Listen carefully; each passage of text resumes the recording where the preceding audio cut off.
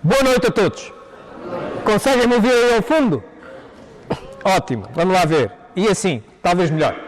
Sim, sem dúvida. É com todo o gosto que aqui estou de novo convosco.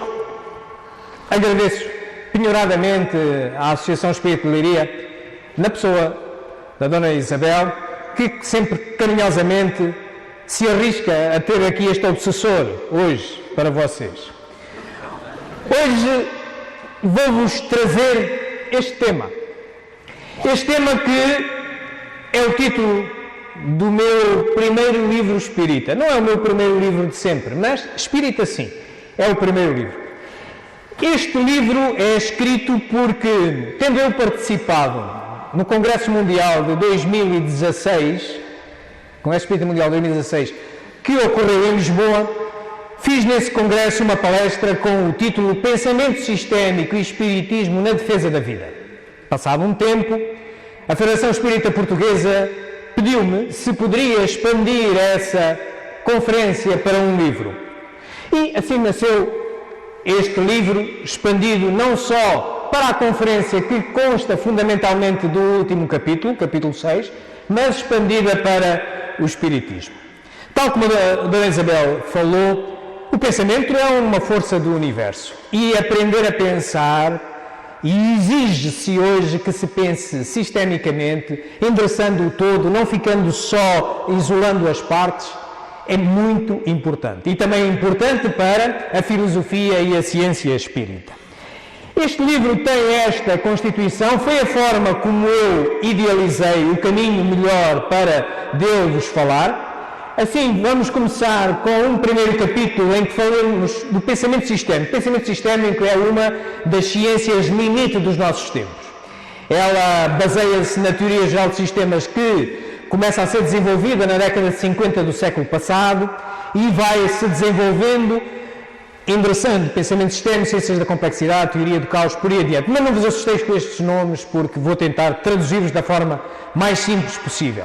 Então falaremos das bases do beabá do pensamento sistémico. Neste capítulo não falaremos muito de espiritismo, apenas entender porquê pensar e agir sistemicamente. É aplicável a tudo e a todos.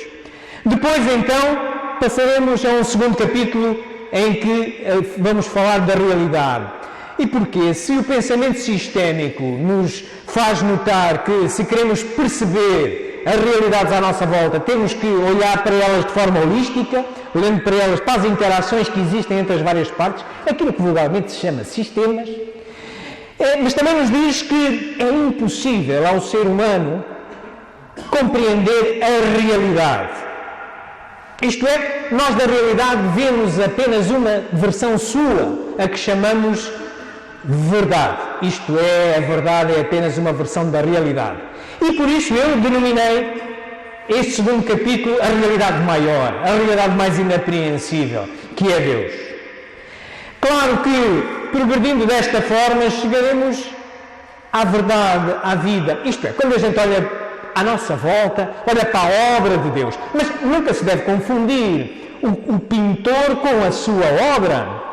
Então, nós o que é que vemos de Deus? Vemos fundamentalmente a sua obra e ao olhá-la, nós deduzimos características que deve ter este autor. Aquilo que nós costumamos chamar isto, vamos chamar a vida. A gente olha para a vida animal, é a vida. A gente olha para a vida social, enfim, para a nossa... É a vida, é a vida. E por isso, eu lhe chamo vida à verdade, ao sistema vida, chamemos-lhe verdade.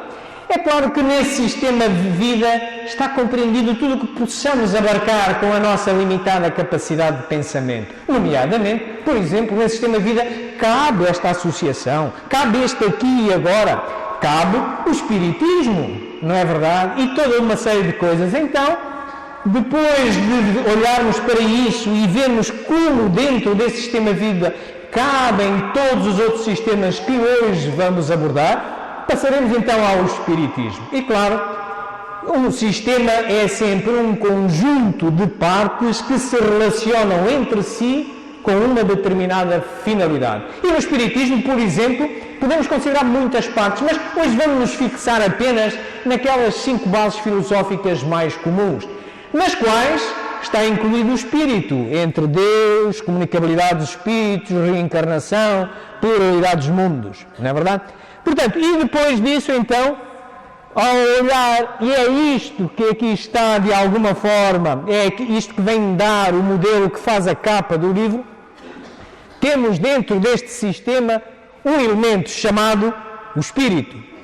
Ora, o espírito é através do espírito que nós podemos compreender não só a realidade que está à nossa volta, como qualquer outro sistema mental, como seja o sistema de defesa da vida, que era um conjunto de valores que a Federação Espírita Portuguesa, na altura, como organizadora do Congresso Mundial, elencou um conjunto de valores morais e pediu às pessoas que quisessem concorrer com um tema que desenvolvessem, agarrassem num desses temas e o desenvolvessem na perspectiva da defesa da vida. É claro que eu olhei para aquilo e disse assim, bom, eu julgo que isto é um todo, e resolvi abordar a questão sistemicamente com todos os sistemas, e é isso que irão ver aqui no último capítulo, para, por fim, concluirmos e verificarmos da bondade da utilização do pensamento sistémico nisto. Muito bem, comecemos então aqui no nosso primeiro capítulo. Eu, como vos disse, baseia-se na Teoria Geral de Sistemas. Está ali um livro de Bertalanffy, que valerá a pena vocês lerem, aqueles que tiverem curiosidade. E, necessariamente, porque é que nós devemos pensar e agir sistemicamente? Porque nós, na vida, quando temos problemas, temos 3 ferramentas à nossa disposição. São elas: o conhecimento, aquilo que nós aprendemos na escola, para o que fomos formados, e se enfrentamos um problema dentro, que cabe nessa formação, nós resolvemos o problema.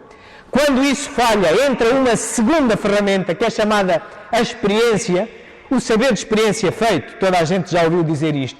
Isto é, eu não recebi formação na escola para enfrentar um determinado problema, mas passei já por ele e fui tentando, ensaiando, com tentativa e erro, e arranjei uma solução. E agora ocorre-me outra vez e eu lembro-me como foi e como aconteceu. Ou um amigo meu que me diga. É a experiência.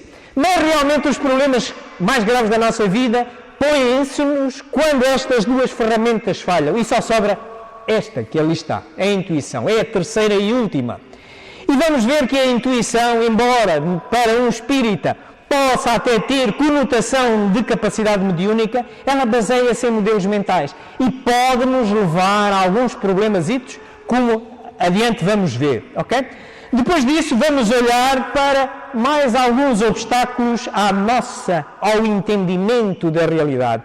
O obstáculo que vamos falar a seguir é da percepção dinâmica, isto é, quando nós, por exemplo, aprendemos a mudar o pneu a um carro, aquilo são um conjunto de tarefas em sequência, não é? Paramos o carro, travamos o carro, pomos o marcaco, subimos a roda, desapertamos a roda. Estão a ver? É uma sequência. Portanto, desde que façamos aquela sequência, está tudo bem. Parece uma espécie de um puzzle, não é? Pronto. Mas isto é quando lidamos com sistemas formados por elementos inorgânicos. Reagem sempre da mesma maneira. Um computador, ou a mudança do pneu de um carro.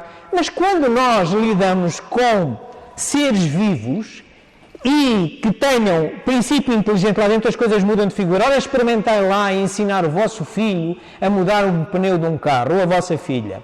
E as coisas começam a ficar complicadas. Pode ser que em extremo ela se aborreça ou ele se aborreça e vocês não conseguem ensinar-lhe sequer a mudar o pneu do carro. Ou uma doença que a gente tenha. A gente vai tomando um medicamento e esse medicamento tem efeitos colaterais e às tantas começam a aparecer alguns efeitos. Porquê? Porque há um ente sobre o qual se efetuam esses efeitos que tem um sistema de auto-organização. Ok? Portanto, na realidade há a percepção dinâmica, é como montar o puzzle em andamento em vez de ser só um puzzle em 2 planos. Mas, como vos disse há pouco, como se isso não bastasse, nós só vemos a nossa verdade, que é apenas uma versão da realidade. Vou-vos comprovar isto, vamos ver algumas situações. Mas ainda mais, é as questões do modelo, isto é, quando os sistemas são muito complexos, o que é que nós fazemos? só reduzimos-lo, vamos só estudar a parte que nos interessa em função do objetivo com que o queremos estudar e dos conhecimentos que a gente tem, e a gente vai reduzindo. Se já não conseguimos ver a realidade, dessa realidade só vemos uma parte, chamamos-lhe o sistema, é a nossa verdade. Já há uma redução. E se ainda por cima desse sistema vamos reduzir para um modelo, para ser mais confortável nós estudar, nós estamos a errar. Porquê? Porque estamos a reduzir, estamos a eliminar uma série de coisas. E claro, mas é inultrapassável para nós. Temos que nos concentrar naquilo que é o importante, no objetivo com que queremos estudar esse sistema. Ora, passemos então aqui à intuição. Desafio-vos a responderem para vocês próprios isto. Logo no primeiro capítulo do livro vão encontrar alguns exemplos. Este é um dos que lá vem.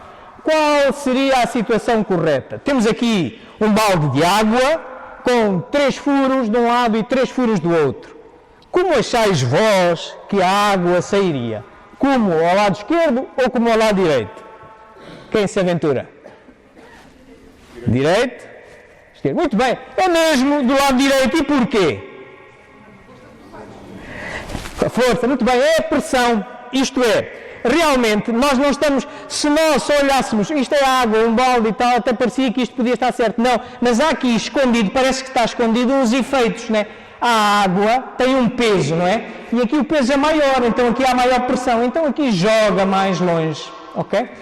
Ora bem, mas para algumas pessoas provavelmente o conhecimento e a experiência já eram e na intuição dizem, se calhar pode ser aquilo ou não. Vamos agora tentar ir para um ainda um bocadinho mais refinado. Tenho um jardim e nesse jardim quero montar um candeeiro de jardim, tem um abajur, com a lâmpada, e a minha dúvida é, onde é que eu ponho o sensor fotoelétrico? É um daqueles sensores que, o que eu quero é que, durante o dia, esteja apagado. Bate o sol, está apagado. O sol põe-se, está escuro, e quero que este sensor dê ordem à lâmpada para acender. Quando o sol nascer, quero que se apague outra vez. Aonde é que eu devo instalar? Ali ou ali? À esquerda ou à direita? O que me dizes? Diz? À direita. E porquê? Porque quando o sol bate, ela fecha. Mas quando o sol não bate... Ora bem, de facto é à direita. A razão fundamental, porque é que reparai, se o pusessem aqui, o que é que ia acontecer? Não iam ganhar para comprar lâmpadas. Porquê? Porque o sol punha-se, sim, mandava acender, mas depois levava com a própria luz, não era? Que mandou pum, pum, pum, pum, pum, pum, pum, e ia queimar a lâmpada no instante. Estão a ver? Não é indistinto. Então o que é que isto nos está a mostrar? Está a mostrar que nós temos que entender as relações, como os elementos de qualquer sistema se relacionam, se nós queremos compreendê-lo. Estão a ver? E isto é o que eu vos dizia, isto baseia-se muito em modelos mentais. Imaginai, por exemplo, este caso também vem no livro. Tem lá mais uns exemplozinhos neste primeiro capítulo. Podem se divertir a ver como é que está a vossa intuição. Por exemplo, imaginai um neto que agora nasça e que nunca viu o telefone fixo, de fio, e vê o avô agarrado ao telefone. Aí agora é capaz de lhe parecer isto. Certo? São os modelos mentais, quando a gente não sabe mais, tem que agarrar só aquilo que lhe pode parecer. Não, aqui não é uma corrente para o avô não perder o telemóvel. Muito bem. Portanto, isto é a capacidade da nossa intuição. E funciona para os encarnados e para os desencarnados. Devemos todos ter este cuidado, porque os desencarnados são apenas as pessoas encarnadas que não têm corpo. Não ficam mais sábios por isso. Existem, vivem, como nós, mas não ficam mais sábios. Têm os mesmos problemas que nós, de entender a realidade. Ora bem, quanto à perspectiva dinâmica da realidade, como eu vos dizia, montar um pneu do carro ou resolver um problema de um computador é uma questão sequencial. Estamos a trabalhar com inorgânicos, reagem sempre da mesma maneira. Mas, por exemplo, as pessoas todas estão aqui a lembrar-se-ão do grande problema que tivemos de financeiro neste país em 2011. Ok, daí para cá, o que é que nós ouvimos falar em 2011 as várias forças políticas? Aquilo que cada um dizia das suas, não se entendiam, ninguém sabia a solução e tal. E o que é que a gente foi observando? Que aquilo, a imprevisibilidade aumentava e não havia uma solução quadrada. E porquê? Porque se fosse só um problema de finanças ou de gestão, bastávamos qualquer indivíduo formado na universidade com curso de finanças ou gestão resolveria, mas não é como mudar o pneu a um carro. Meteram-se lá uns seres vivos, cada um a dizer a sua opinião, cada um a ver a sua verdade, a tentar impor a sua, e isso foi criando uma sensação de confusão. Então, se mudar o pneu de um carro é como nós montarmos um puzzle a 2 dimensões, resolver o problema da economia cá em Portugal é mais ou menos isto, assim. É andar com isto na mão, vamos lá pôr isto aqui um bocadinho mais de som nisto. Portanto, é como levar o puzzle e continuar a andar e montá-lo na mesma. Estão a ver? É um bocadinho mais difícil. Mas toda a gente tem esta percepção, não é verdade? Por isso, nós devemos pensar sistemicamente se queremos minimamente perceber o que está a ocorrer à nossa volta. Muito bem. Mas também vimos que essas questões da complexidade do detalhe, que é essa de mudar o pneu ou resolver um problema num computador, causa-nos, quando muito, dificuldades. Isto é, se eu for estudar, se eu descobrir qual é a sequência, eu resolvo o problema. Mas quando nós lidamos com um problema em que entram seres vivos, a complexidade aumenta e cria-nos a chamada confusão, que é nada mais, nada menos do que a perda da previsibilidade. Eu já não sei o que é que vai suceder. Okay? Depois as coisas vão andando, vão entrando muitos atores, enfim, e vamos tentando equilibrar as coisas. Se tiverem interesse nestas áreas, tem um livro excelente, esta quinta disciplina, que apela exatamente ao pensamento sistémico, olhar para os sistemas e ver as influências, porque num sistema, em qualquer sistema, são mais importantes as relações entre os elementos do que as partes ou a sua natureza. Ok? Ou, se quiserem ver esta abordagem para sistemas vivos, este livro, Living Systems, em inglês, é muito interessante também, James Gilman. Está tudo na biografia do livro, poderão vê-la adiante de todas estas obras que eu vos irei falar. Claro, e agora chegamos àquele problemazinho que eu vos dizia, que a realidade e a verdade são coisas distintas. A verdade, digamos, é o sistema, quando a gente diz é o sistema disto, o sistema daquilo, é a verdade, é a forma como a gente percebe a realidade.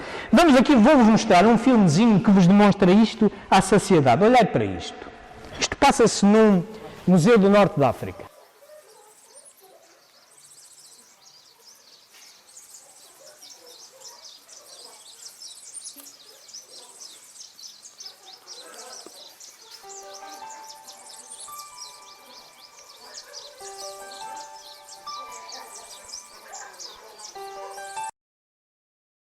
Vai um indivíduo que sabia que estava ali uma janelinha, não é? E vai lá, espreita na janela e até tira uma fotografia para mostrar em casa. Daquele sistema. Vai outro que estava com pouca disponibilidade de tempo, passa ao lado e tirou esta fotografia. Estamos a falar da mesma coisa, não estamos?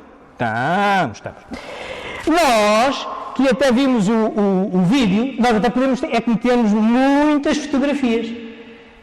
Mas mesmo o vídeo não consegue apreender a realidade. Porquê? Só foi tirado da parte da frente e da parte de trás. E por cima. É uma série de detalhes. Já viram a dificuldade em perceber a realidade? Ninguém a consegue apreender. Nós só vemos uma parte. É a nossa verdade. Por isso, tenhamos cuidado. Não nos apaixonemos pela nossa verdade e queiramos impô-la aos outros. Vamos a construir melhores verdades uns com os outros. Isto mesmo, o Livro dos Espíritos nos avisa de alguma maneira, dizendo que para conhecer uma realidade exige uma perfeição tão grande que só Deus a conseguiria apreender. Seja esta carreta, seja até um copo de água, se vocês meterem aqui um copo com alguma água, se eu perguntar e levantar o copo, alguns dizem, está meio cheio, outros dizem, está meio vazio, e eu digo, está com 50% de água e 50% de ar, e os três estamos certos. Certo? Não vale a pena estarem a impor a minha verdade nem vocês a vossa. Portanto, nós temos todos esta incapacidade, somos ainda seres imperfeitos. E claro que é melhor pormos o nosso coraçãozinho de molho, porque a verdade é mesmo só uma versão da realidade. E é em todos os sistemas. O Espiritismo também é uma filosofia e uma ciência, algo criado pelo homem. Portanto, temos que ir melhorando também. Reparai, por exemplo, este livro que aqui está, parece que não tem nada a ver com nada. É o livro do protocolo, escrito por um senhor que era o chefe do protocolo na presidência da nossa República, José Serrano. E ele escreve, a verdade é uma versão da realidade. E é verdade assim, ok? Não conseguimos sair daqui. Portanto, sejamos humildes, tenhamos um espírito construtivo, não nos apaixonemos pelas nossas verdades, sejamos sempre disponíveis para trocar a nossa verdade por uma melhor. Claro que, quando as coisas são complexas, nós ainda por cima vamos a reduzir ainda mais. Vocês repararam aquelas fotografias que nós vimos no museu? Então, o indivíduo que foi à janelinha tirou uma fotografia e levou para casa. É um modelo, ainda reduziu mais aquilo. O outro tirou do lado a mesma coisa. O vídeo, mesmo assim, também é uma redução. Estão a ver? Então nós também ainda somos obrigados, porque não temos capacidade, nem às vezes para abranger o sistema, a verdade que vemos, mas em função do objetivo com que queremos estudar um determinado sistema e dos conhecimentos que temos, nós ainda reduzimos e pomos um modelo.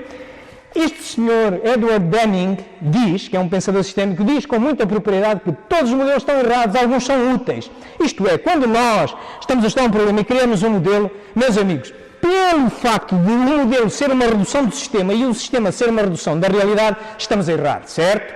Poderemos ser úteis para aquilo especificamente, com o objetivo com que estamos a estudar, ok? Isto também diz neste livro, do paradigma mecanicista ao paradigma sistema, isto é do meu professor emérito na Universidade de Valência, onde eu me formei nestas áreas do pensamento sistémico.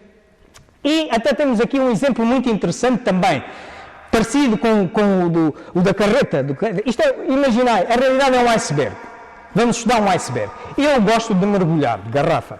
Então, eu vou mergulhar aqui para baixo e vou tomar notas. Vou tomar notas de quê? Das temperaturas da água, das correntes, etc. Imaginai que vocês gostam de fotografia e de animais e tal, e ficam cá por cima e vão fotografar os pinguins, onde é que eles procriam e tal. Quando vimos os dois cá em cima, bem, um está a falar de pinguins e eu estou a falar de correntes e temperaturas. Estamos a falar da mesma coisa? Estamos cada um a ver o seu sistema. E depois, ainda por cima, se calhar, vocês podem descobrir tudo o que se passa em cima do iceberg com os pinguins, nem eu posso descobrir tudo o que se passa debaixo do iceberg, que ainda por cima é muito maior do que a parte que cá está em cima. Então, criamos um modelo só para aquilo que nos interessa.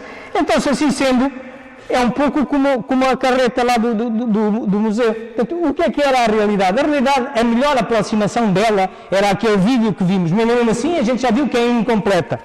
Mas depois a gente lê um sistema, um conjunto de fotogramas ali e tal, é uma coisa maior, mais abrangente. Mas depois já há uns que só levam a fotografiazinha da careta do homem, o outro leva a outra, e chega a casa a falar da mesma coisa. Estão a ver? Isto leva-nos a endereçar duas questões muito particulares, que é exatamente o sistema e o modelo. Nestas questões, e agora vamos olhar de novo para um sistema muito simples, toda a gente o conhece.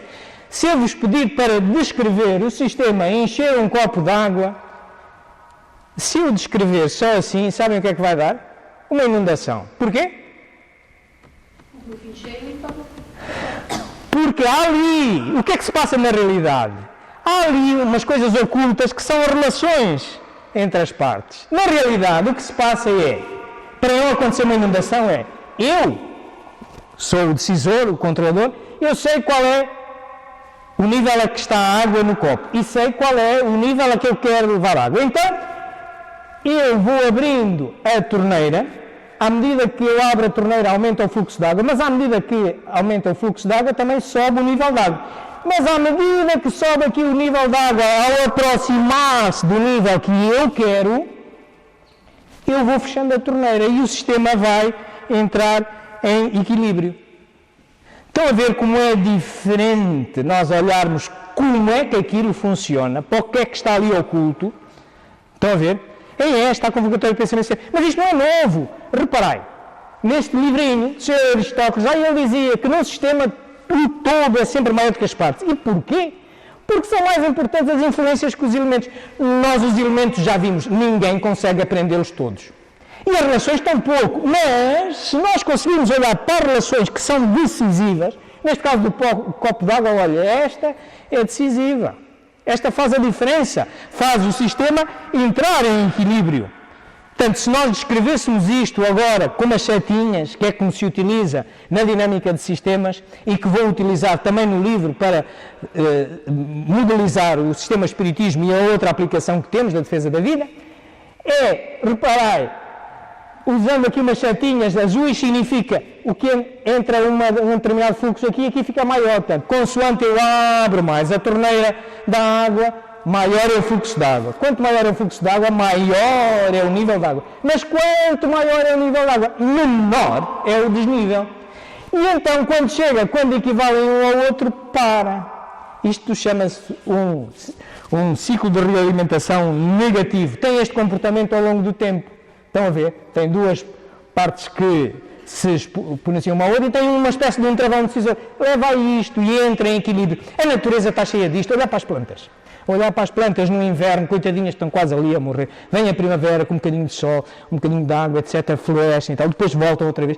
Está cheia disto. A natureza está feita assim, nesses sistemas de equilíbrio. É claro que há outros motores, olhem este, por exemplo. Se não existisse aquele travão no copo d'água, tínhamos isto, uma inundação. Como também, se dois indivíduos estiverem a estalar de um ao outro, o que é que vai acontecer? Olha, também vão se matar. A menos que apareça um terceiro e os separe, certo? E aí entra em equilíbrio. Isto é um motor sistémico, quando é bem intencionado, pode mostrar-nos que aquele sistema é aí que eu tenho que influenciar para isto ir no sentido que eu quero, mas também se é mal intencionado vai para a destruição. O outro é para estabilizar, o negativo é para estabilizar. Muito bem. Então, vocês poderão também encontrar isto nestes dois livrinhos que aqui estão e que está na bibliografia, se quem quiser. Tem muitos bonequinhos, é fácil ver. Aliás, este livro também está cheio de bonequinhos. Vocês não terão dúvidas em perceber, julgo eu. Pelo menos eu fiz um esforço nesse sentido.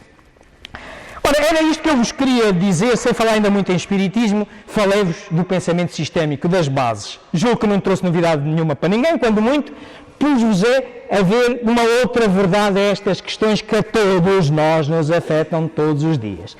Então nós tínhamos visto que realidade e verdade são coisas distintas, e eu prometi-vos que a maior realidade que nós, qualquer um de nós, consegue ingressar, e é só pela razão, é esta, chama-se Deus. E porquê? Bom, vamos ver aqui um filmezinho que nos vai contar isto. A história da ideia de Deus mostra-nos que ela sempre foi relativa ao grau de intelectualidade dos povos e de seus legisladores. Na antiguidade, Júpiter empunhava o raio, Apolo conduzia o sol, Netuno senhoreava os mares, mas se de um lado a ignorância havia humanizado Deus, a ciência lhe confere dimensão mais inteligente e, portanto, mais próxima dos atributos da divindade.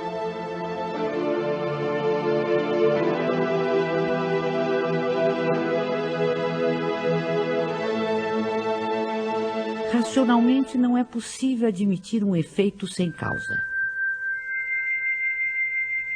Olhando o universo imenso, a ordem e harmonia a que obedece a marcha dos mundos inumeráveis, olhando ainda os seres da natureza, o reino vegetal e os minerais, com suas admiráveis variedades,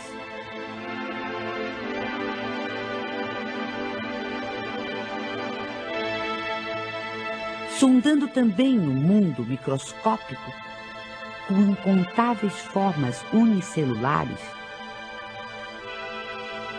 toda essa imensidão, profusão e beleza nos obriga a crer em Deus como causa necessária.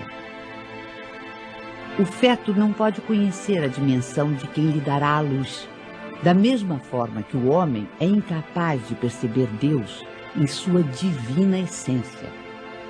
Mesmo depois da morte, dispondo de faculdades perceptivas menos materiais, não pode ainda o espírito imperfeito perceber totalmente a natureza divina. Como recém-nascido, precisará crescer e evoluir para aos poucos adquirir entendimento. Portanto, esta realidade inapreensível para nós engloba todas as outras que nós possamos olhar. Portanto, eu até estou aqui a delimitá-la, não devia delimitá-la, mas eu não posso fazer de outra maneira para vos explicar, porque Deus não tem limite nenhum. Mas olha, engloba a vida engloba o espiritismo engloba o espírito engloba a defesa da vida. Estão a ver como tudo está relacionado? Ok. Muito bem, então passemos agora à vida, à verdade com que vemos esta entidade. Nós olhamos à volta, vemos a obra de Deus, mas estamos só a ver o quadro, nós não estamos a ver o autor, nem nunca o vamos ver, mas vamos ver várias obras, vamos intuindo quais são as características dele. Mas até nas pequenas coisas isto se passa. Então nós olhamos agora para a vida e já sabemos que vamos começar a entrar no incontornável reducionismo. Claro, e olhando para aquele sistemazinho que há bocadinho víamos, claro, a vida inclui o espiritismo, depois o espiritismo, o espírito, depois a defesa da vida e, claro, se a gente olhar para a vida não inclui só o espiritismo, olha, inclui esta associação, inclui o sistema de finanças do nosso país, a nossa sociedade, etc. Portanto, inclui o Congresso Espírita Mundial onde eu fiz esta apresentação. Estão a ver? Nós já estamos a desperdiçar uma série de coisas, só nos estamos a concentrar no espiritismo. Mas se olharmos agora para o espiritismo, se vocês forem à Wikipédia, vão encontrar 19 bases filosóficas e se calhar ainda podem ser descobertas outras. Aqui eu vou optar já por um modelo, vou reduzi-las e utilizar apenas as 5 mais comuns que aqui estão. Mas claro que já estamos a reduzir. Entre uma delas é o espírito, ok? Porque a gente viu que é um ato inteligente. O espírito tem um atributo, de acordo com a pergunta 24 do livro dos espíritos, a inteligência é um atributo do espírito. Então, nós só percebemos todas as outras realidades, seja as para cima, para Deus e para a vida, etc., seja para baixo, através de atos inteligentes. Então, é dentro do espírito que nós vamos encontrar este sistema de defesa da vida. Mas reparai, o espiritismo, com uma das definições que vem naquela obra maravilhosa que eu recomendo todos a lerem, que é o Espiritismo, publicado em 1859, tem lá 2 definições pelo menos, logo no preâmbulo. E uma delas é: o espiritismo é a ciência que estuda a natureza, a origem e a evolução dos espíritos. Então, no espírito, então isto também são elementos desse sistema para além da defesa da vida. Estão a ver? Estão a ver? Já estamos a reduzir. Estou a errar? Estou, meus amigos. Convido a quem é que não erre. Estão a ver? Mas que esperem ser útil nesta análise que vamos fazer. E vamos ver que, se calhar, há algumas formas que nos podem ajudar a encarar melhor os sistemas com que deparamos no dia a dia. Mergulhamos então no sistema espiritismo, que afinal estava contido no sistema de defesa da vida, junto com as outras coisas todas. E como eu vos disse, vamos já aqui fazer uma redução. Vamos só ficar com estas 5 bases filosóficas, ok? E todas elas vocês encontrarão a sua descrição filosófica nesta obra magistral e maravilhosa, o Livro dos Espíritos, a primeira obra da codificação fundamental, que saiu a lume em 18 de abril de 1857. 162 anos já decorreram, mas continua maravilhosa, vale a pena. É um tratado filosófico do melhor que temos e continuará, por certo, a ser durante muito tempo. Necessariamente necessitando de ser ajustado aos tempos modernos, mas isso é normal. Qualquer filosofia, qualquer ciência não trabalham com a verdade, como já vimos. Trabalham com a busca contínua da verdade, que se chama o conhecimento. E o espiritismo, com filosofia e ciência, assim é também. Ora bem, o que é que esta ciência do pensamento sistémico nos pode ajudar nesta circunstância? Ensina-nos, através deste quadro que a gente aqui está, não ligues muito ao quadro, eu vou-vos demonstrar este espacinho, é só para ter uma ideia que há hoje ciências que nos ajudam a nós interpretarmos melhor esta realidade, assim graficamente, como vocês já foram vistos. Então o que é que, perante um problema deste, nós devemos começar por criar um diagrama causal. Definimos o problema, pomos, por exemplo, numa folha de papel no centro, qual é que é o problema, ou qual é que é a finalidade daquele sistema. Depois vamos definir as influências de primeira ordem, aquelas que influem diretamente na finalidade do sistema. Depois as de segunda ordem, terceira ordem, mas não vale para irmos muito mais longe, também é muito complexo e a gente não vai conseguir absorver aquilo tudo. Vamos ver pelo menos o essencial, se conseguirmos apanhar as de primeira e segunda ordem já não é mau. Depois vamos definir as relações, e aqui começa a ser muito importante, é aquilo que está oculto no copo d'água, está oculto ali no candeeiro, que acende e apaga, onde é que pomos a luz, etc, por aí adiante, está oculto também no espiritismo, já vão ver. Portanto, e se conseguirmos chegar a um diagrama de ciclo causal, já nos dá uma ideia concreta de como aquilo funciona. Se a gente quer perceber um sistema, melhor que se perceba como funciona e não propriamente o conjunto de peças que lá estão. Imaginai, uma equipa de futebol com os craques todos que aí estão do mundo. Se a pusermos a jogar com uma equipa aí do bairro, mas que se conheçam muito bem, conheçam como é que cada um joga, muito provavelmente esses craques vão perder. Porquê? Porque naquela equipazinha que todos se conhecem, as relações estão trabalhadas e num sistema as relações são muito mais importantes que a natureza, ou o conjunto, ou o número de elementos, ou a quantidade de elementos de um sistema. Portanto, e em alguns sistemas nós podemos até quantificá-lo. Vamos hoje ver aqui uma quantificação, vou-vos levar, vocês vão-me ajudar a escrever uma equação de defesa da vida, no último sistema que vamos observar.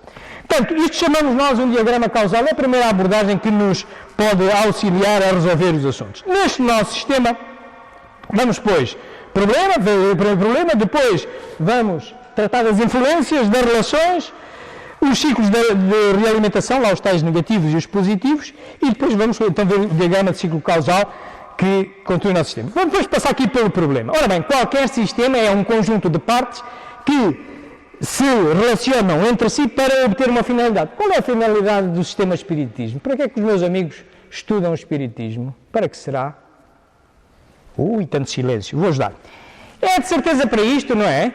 Não é? Não é para progredirmos moralmente mais depressa? É, de certeza absoluta. De certeza absoluta. Pode haver outras intenções, mas esta é de certeza. Muito bem, então temos a finalidade destes 5 elementos que aqui constituem.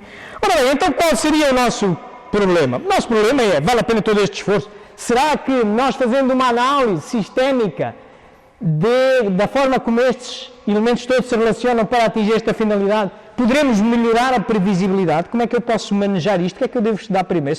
É tudo ao molho e fé em Deus? Estão a ver?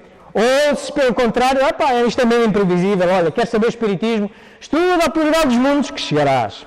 Não, estuda só o espírito, chegarás. Não. Muito bem. Então temos o problema resolvido. Tem um livro também maravilhoso sobre modelização de sistemas complexos, de Caselhos, está ali, também está na bibliografia, vocês poderão consultar. Então vamos lá correr isto. Então temos aqui o nosso objetivo, é o progresso moral. Bem, julgo que toda a gente está de acordo comigo que a influência de primeira ordem no espiritismo sobre a sua finalidade é o conhecimento de Deus, não é? Há mais conhecimento de Deus, mais progresso moral. Não é por acaso que na capa deste livro Deus vem ali com uma corzinha até distinta. Julgo que estão todos de acordo comigo, não é? Não é tudo ao molho e fé em Deus, não são todos iguais. Agora, para a segunda coisa, bom, os outros todos, pelo menos, estarão na segunda ordem. Isto que ali está é um programazinho com que é gratuito, vocês podem baixar na internet, chama-se Vencim, encontram também na bibliografia e podem fazer estes bonequinhos todos que nos ajudam muito a perceber tudo isto, essas setinhas, estas coisas. Portanto, os de segunda ordem, então, serão pelo menos estes. Se calhar não estão todos ao mesmo nível, mas já vamos ver, agora quando virmos as influências já vamos ver. Ora bem, então vamos lá agora desempenhar as influências. Definir as relações. Ora bem, a primeira relação já vimos, de certeza que há maior conhecimento de Deus, do que é Deus, que integra a realidade, maior progresso moral constituirá. E agora, qual é que é o elemento que influencia diretamente a Deus? É qualquer um ou há aqui um que se destaca? Eu vou-vos ajudar. Tem que ser este. E porquê? É que, de acordo com a pergunta 24 do Livro dos Espíritos, a inteligência é um atributo do Espírito, não é? Ora, nós é com a nossa inteligência que conseguimos perceber tudo o resto. Deus, a reencarnação, a pluralidade dos mundos. Se nós não fôssemos inteligentes, como é que lá chegaríamos? Então, a segunda tem que ser esta. A maior conhecimento que o Espírito tem, maior conhecimento de Deus, de acordo? Seguindo neste raciocínio, então, se existe Espírito, há comunicabilidade dos Espíritos. E, à medida que há maior conhecimento do Espírito, também a facilidade de comunicabilidade é maior. Quer entre os encarnados, falamos idiomas distintos, quer com os desencarnados, sabemos como comunicar com eles através das várias capacidades mediúnicas, não é? E, à medida que se desenvolve a comunicabilidade dos Espíritos, há um maior conhecimento do Espírito, certo? Estão a ver já aqui a tal pescadinha do rabo na boca, um motor sistémico, os tais da estalada, que pode progredir e progredir e progredir, este para o bem, neste caso. Estão a ver? Bom, e continuando, como é que, por exemplo, nós chegamos à reencarnação? Como é que Kardec chegou à reencarnação? Olha, foi através da comunidade de espíritos, não foi? Ouviu, através de uns médiuns, uns espíritozinhos que já tinham vivido várias vezes e se lembravam, não é? Então isto vem daqui.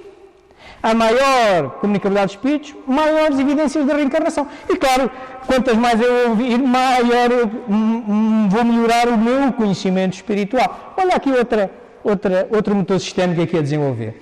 E esta agora, de onde é que ela sairá? Pela mesma lógica. Como é que Kardec chegou a ela? Assim. Como é que Kardec chegou à conclusão que havia encarnados noutros planetas, noutros mundos? Vocês vão à Revista Espírita de 1858, em agosto, e veem lá o caso do Sr. Palissy, o caso de Mozart encarnado em Júpiter, ambos encarnados em Júpiter. Como é que ele chegou a essa conclusão? Porque através da comunicabilidade dos espíritos. E claro, quanto mais se comunicarem outros seres noutras dimensões, melhor aqui a comunicabilidade dos espíritos. Isto é um bocadinho diferente de tudo ao molho e fé em Deus, não é? Estão a ver? Muito bem. Ora bem, mas nos sistemas, nós também, em qualquer sistema, há sempre umas anomaliazinhas, parecem umas enfermidades, atacam em todos. A mais comum, e também ataca no sistema espiritismo, e especialmente em tudo que envolve a inteligência humana, é a chamada demora. Isto é, eu estou com uma dor de cabeça, eu tomo um comprimido, eu tenho que esperar agora algum tempo até que ele faça resultado. Não vou tomar logo a seguir outro, não é? Tenho que aguardar. Se eu perceber que há uma demora, que nós graficamos assim com este barco, então eu evito exagerar na minha ação ou até desistir, que são duas coisas comuns. Então nós temos também que olhar para as relações que se estabelecem no sistema com esta forma. Chamam-se isto de arquétipos de sistema. E aqui temos alguns. Tudo o que envolve o espírito, o conhecimento, tem os seus atrasos, leva o seu tempo. Ok? Leva o seu tempo. Temos que ter, quer dizer, a gente só com o tempo e muitas encarnações é que vai compreender melhor Deus, etc. Portanto, aqui a comunicabilidade dos espíritos, saber de mundos, temos que esperar que haja espíritos encarnados nos planetas que nos venham continuar a dizer, ou que a nossa astrofísica e a nossa astronomia lá consigam chegar, ou até a física quântica através das diferentes dimensões. Estão a ver? Temos que saber aguardar. Isto, como eu vos disse há bocadinho, e já vos fui levantando, nós temos alguns motores sistémicos aqui. A estes que vão sempre a progredir e estes que podem equilibrar. Neste caso é o parecido com o copo d'água. Aqui no nosso sistema temos um aqui, já tínhamos visto, temos outro aqui e há de ter aqui um outro, não é? Aqui pescadinhas de rabo na boca. Ora bem, meus amigos, isto fica assim, é uma coisa distinta, não é? Já tinham pensado no espiritismo assim? Se calhar pouca gente ainda. A gente põe-se a enumerar quais são as bases filosóficas e vai estudar isto e aquilo, não sei o que mais, e as relações que são mais importantes. Ora bem, é mais ou menos o gráfico que vos aparece na capa deste livro. Estão a ver? E que dá o título ao livro. Bom, mas nós vimos o espiritismo. Agora, para chegarmos aqui ao sistema de defesa da vida, nós temos que passar pelo espírito. Isto é como o espírito, o que é que era? Ele era um elemento, era ali um elemento deste sistema espiritismo. Mas se a gente agora pusar um microscópio, a gente vai descobrir uma série de coisas muito engraçadas, que afinal tem lá muita coisa lá dentro. Olha, tem a origem, a evolução, a natureza e a tal sistema de defesa da vida. Estão a ver a ponte? Como fazemos? Muito bem. Então agora passemos ao sistema de defesa da vida que foi tratado no Congresso Espírita Mundial de 2016. E entramos então no último capítulo, em que vamos aqui revisitar rapidamente como fomos abordados. E neste sistema vamos inclusivamente chegar a uma equação de defesa da vida. Vamos conseguir não só levantar um diagrama de ciclos causais, mas também quantificar os seus fluxos. Vamos começar de novo pelo diagrama causal, depois o diagrama de fluxo, a quantificação, e vamos depois para as conclusões. No diagrama causal, nós necessariamente o que é que vamos começar por ver? O que nos tinham dito era, para aquele congresso, era que era isto, olha, a defesa da vida era amar a vida ou amar o próximo, e amar a vida era uma questão de dádiva, lealdade, etc, por aqui dentro, com estas coisas todas. São os elementos do sistema. E eu, em vez de escolher só um, dizer, não, isto faz tudo parte de um sistema, vou ver como é que isto se relaciona uns com os outros. Muito bem, então, a primeira coisa que nós fazemos é pegar no sistema e vamos tentar construir o nosso diagrama causal com aqueles elementos. Portanto, temos o problema, as influências, as relações, os ciclos de alimentação, como nós tínhamos há pouco, as influências relevantes, que há e passemos então ao problema. Qual era o problema aqui? Bem, o problema aqui, qual é que era a finalidade? A finalidade era necessariamente defender a vida e a questão que a gente podia pôr é, se eu fizer aqui esta abordagem sistémica às relações entre esses elementos, será que eu posso perceber como é que isto afinal funciona, que não é tudo ao molho e fé em Deus, e que não é tudo igual, que eu não vou defender a vida só insistindo numa questão de visão ou só numa questão de atitude, mas é uma coisa interligada? É isto que se punha. Portanto, é esta a questão que vamos pretender responder fazendo esta abordagem.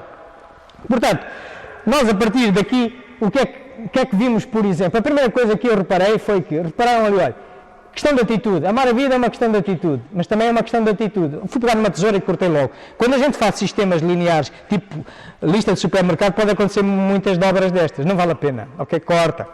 Mas depois também podemos ver que pode haver elementos adicionais que nos são importantes. Mas vamos aqui concentrar-nos. O objetivo era a defesa da vida. E tínhamos dito que, primeira ordem era, a defesa da vida é uma questão de amar o próximo ou amar a vida. Pronto, cá estamos os dois de primeira ordem. Depois os outros tínhamos dito que, bom, amar a vida é uma questão de aprendizagem, de atitude, lá está, a atitude depois ia se reproduzir para aqui, já não vai, só vai ficar ali, depois vou pôr aqui umas setas, e de sintonia. E eu fui pegar nos dois livrinhos muito interessantes da codificação complementar espírita, nomeadamente este livrinho de Vida Feliz, de Joana de Ângeles, através de Divaldo Franco, Aprendizagem, sobre a aprendizagem, sobre a atitude, fui buscar justificações para caracterizar o que isto é. E aqui fui buscar um livrinho maravilhoso também, da série André Luiz, escrito por Chico Xavier, Nos Domínios da Modernidade, em que se fala muito de sintonia. A sintonia é muito importante. Do outro lado da amar a vida, tínhamos dito que era tudo isto que aqui está e mais a atitude, que eu já não reproduzi, depois já vamos ver as relações, estabelecendo aqui umas setinhas para este lado. E fui-me basear nestes livrinhos que aqui estão. A Gênese para a visão, a dádiva, a fonte viva para a dádiva, o céu e o inferno para a escolha, a lealdade, o Evangelho, aqui a Alta de Sousa, a sublimação, e fui buscar estes livros para caracterizar o que isto é, o que é que eu entendia por sublimação, o que é que eu entendia por visão, etc., por aí adiante. Muito bem. E depois acrescentei-lhe aqueles da terceira ordem, portanto, o estudo influi diretamente aqui na aprendizagem, de certeza, e a resignação e a coragem influem, de certeza, aqui na sublimação. Posto isto, está na altura de, antes ainda de irmos às relações, dizer-vos também, justificar onde é que eu vou buscar, encontrarão no livro, quando eu falar de estudo, vou buscar o livro dos médiuns, quando eu falar da coragem, da resignação, vou buscar dados deste livrinho maravilhoso, A Coragem, de Francisco Cândido Xavier, de espíritos diversos também. Muito bem, então passemos agora a definir as relações. Bom, já tínhamos visto que defender a vida era o objetivo, mas como é que a gente defende a vida? Qual é o portal de defesa da vida? É amar a vida, é o último, porque reparei, amar o próximo faz parte da vida, não é? Então, este é o último portal. E amar o próximo influencia em amar a vida. A escolha, claro, pelas escolhas que a gente faz, a gente ama melhor a vida. Depois, se a gente olhar para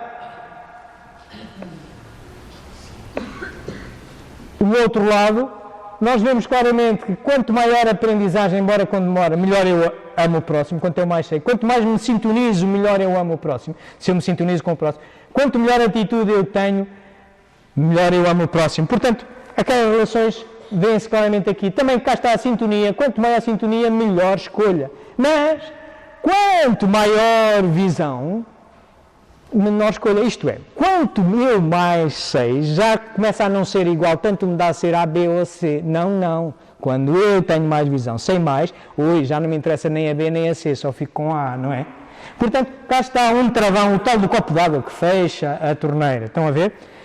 Portanto, por outro lado, também deste lado, quanto maior a aprendizagem, ajuda-me a refinar a visão. É pelo processo de aprendizagem que eu vou aprendendo a melhorar o meu livre-arbítrio e a identificar as melhores soluções. Também, nós deste lado vemos que a maior dádiva corresponde a maior capacidade de sublimação, a maior capacidade de sublimação, maior capacidade de lealdade, mas atenção, a maior capacidade de lealdade, menor dádiva. Eu não estou a dizer que é bem, que é mal, não estou a emitir juízos de valor. Estou só a dizer que quando vocês passam a ser leais a alguém ou a uma ideia, claro que condicionam a dádiva que dão aos outros que não se alinham com ele. Não estou a dizer se é bem, se é mal. É assim, eu tenho que perceber como é que funciona o sistema. Então cá está, mais um negativo. Já estão a ver aqui a nascer um equilibrador, um ciclo equilibrador. Se continuarmos, nós temos deste lado a maior atitude, maior aprendizagem, maior sintonia com atraso, melhor atitude. Está aqui a nascer um motor sistémico aqui deste lado.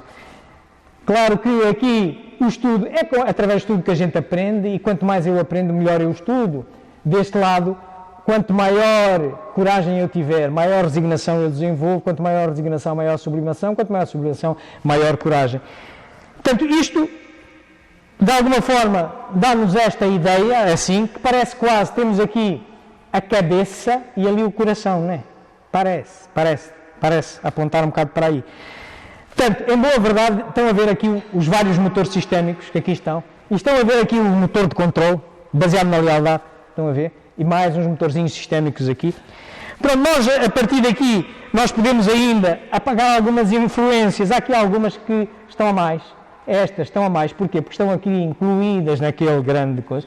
Como esta também está a mais, porque faz a ligação ali por cima. Então isto mais limpinho ficará assim. E agora sim começa mesmo a parecer que aqui está a cabeça e ali está o coração. Está o corpo, digamos assim. Ora bem, é claro que nós podemos, em alguns sistemas, ir mais longe para o diagrama de fluxos, quantificar isto. E isto é a mesma coisa que escrever equações, detectar quais são os elementos-chave, os chave e os limitadores, e também depois simular isto. Vamos olhar para as equações e dizer assim, mas como é que este agora vai sair-se disto? Tão fácil, olhem para aqui. Então, se eu agora puser, estão aqui os valores todos do sistema, e faço uma matriz com eles todos, aqui é correspondente àquele, não é? Então, se eu agora os comparar um a um, e puser, escrever aqui a letra do que é mais importante, por exemplo, amar a vida, já vimos que era o mais importante qualquer um deles, e depois ali, não vale a pena eu preencher, porque A com A não é nada, né? É meia matriz está certo. Isto não é difícil, pois não. Se houvesse algum que fosse absolutamente igual um ao outro, eu punha dobrada a letra, por exemplo, se a escolha for igual ao F, que é a lealdade, eu punha D e F na mesma casa. E depois, no fim, ia contar quantas vezes se repetem cada uma daquelas letras. Isto é um algoritmo bem conhecido da investigação operacional, ok? E contando aquilo tudo, eu chego a isto. Isto já me dá uma relação de valor, de pesos relativos, coeficientes, certo? Afinal, não é tudo ao molho em fé em Deus. Tem alguma coisa que é possível quantificar. Então, se eu conheço estes coeficientes, porque é que eu não escrevo uma equação de defesa da vida? Algum problema? Não preciso saber muita matemática. Qual matemática? Isto é aritmética, não é? 18 vezes A mais 16 vezes B por aí adiante. Qual é a dúvida? Muito bem. E dizem, bem, mas para que serve isto? Pá? Estás para aí a pôr aí uma equação? Serve. Vocês imaginai que trabalhais aqui no atendimento fraterno deste centro. Imaginai que no primeiro dia que vos aparece uma pessoa, vocês dizem assim, olha, você vai fazer um exame de consciência e vai, em função destes valores, vai qualificar-se a sua conduta entre 1, 2 e 3, acima da média, na média ou abaixo da média, da ideia dele. E ele preenche, e obteve um determinado valor, a gente guarda aquilo. E ele vai atendendo palestras, vai começando a frequentar. Passado um mês ou dois, vem a uma reunião de controle outra vez. E pedimos-lhe outra vez para ele fazer uma autoavaliação. E se calhar dá resultados diferentes. Se calhar, só pelo resultado total, a gente vê se subiu ou se desceu. Mas o mais importante depois é poder-lhe dizer onde é que tu deves mexer. Tens aí um problema de lealdade, tens um problema disto e daquilo. Está a ver para que é que serve? Não é só para vos mostrar que é possível com a matemática fazer-se isto. É de ser útil. Porque o Espiritismo, ele existe para resolver problemas práticos, dizia Kardec, ok? Dizia Kardec na Revista Espírita, na Constituição do Espiritismo, 1868. Uma das coisas que é para resolver problemas práticos. Muito bem. Então, também nós podemos ainda olhar para mais informação que o sistema nos dá. Também podemos olhar como numa equipa de futebol. Numa equipa de futebol há uns que distribuem o jogo, não é? São os fatores-chave. A gente passa sempre a bola àquele para ele distribuir o jogo. E há outros, normalmente são defesas, onde o jogo passa todo por ali, condicionam. Também nós podemos ver aqui, olha, todos aqueles que estão associados aqui aos motores sistémicos são fatores distribuidores de jogo. Aqueles que condicionam de alguma maneira, equilibram de alguma maneira, são fatores condicionadores. São informações que estão aqui residentes. Nós só com estes buraquinhos estamos a tirar esta informação toda. É uma questão de termos um bocadinho de paciência e queremos utilizar a nossa inteligência. Claro, nós agora poderíamos simular, e vamos simular, para ver se isto afinal funciona como deve ser. E eu, para simular, vou utilizar esta metáfora. Vocês lembram-se do Space Shuttle, não é? A gente foi à Lua com um foguetão, ok? Depois do foguetão, em 1969 e tal, o Apollo, depois foi criado um Space Shuttle, que já não voa hoje, mas foi com esse Space Shuttle que nós construímos a Estação Espacial Internacional. Portanto, e como é que ele ocorria? Ele era munido de uma série de motores auxiliares e de tanques de combustível, etc., para poder vencer a resistência toda da atmosfera. Eu chamo-lhe isto vida encarnada. Depois libertava-se do que eu chamo o corpo, ficava na erraticidade, ok, o espírito, e depois reencarnava. Okay? E agora vamos olhar com aquelas coisas todas, a comparar com o Space Shuttle, ok? Nós somos o Space Shuttle. Para isso eu vou utilizar estes livrinhos, o que é o Espiritismo, e vou utilizar o resumo da Lei dos Fenómenos Espíritas, que vos aconselho a todos, é fácil de ler, são 23 capítulos, está na Revista Espírita de Abril de 1864, é essencial para quem nunca tem ouvido falar de Espiritismo e queira, em 5 minutos antes de dormir, se vocês quiserem, peguem esta noite antes de dormir e leiam. São 23 parágrafos, 5, 10 minutos vocês leem isso, mas tem um bom resumo sobre o Espiritismo. E qual é a coisa essencial que ele diz aqui e que me interessa trazer para aqui? É de que é que nós somos constituídos. Aqui, no que é o Espiritismo, segunda parte, pergunta 14, tem lá um comentário, e aqui também tem uma coisa que diz assim: nós somos constituídos de 3 elementos: alma, perispírito e corpo. E da associação destes 3 elementos, assim dá. Quando só temos alma, por exemplo, quando estamos num planeta divino, já não precisamos de encarnar, não precisamos de perispírito. Para o perispírito é como se fosse uma luva para se agarrar a um corpo. Portanto, somos alma. O espírito o que é? É o somatório da alma com o perispírito. Nós aqui temos alma e perispírito, ainda vamos ter durante muito tempo que temos de encarnar aqui. E onde formos encarnar vamos sempre precisar disto. Portanto, na realidade são coisas distintas. Alma e espírito são coisas distintas. É um ser duplo.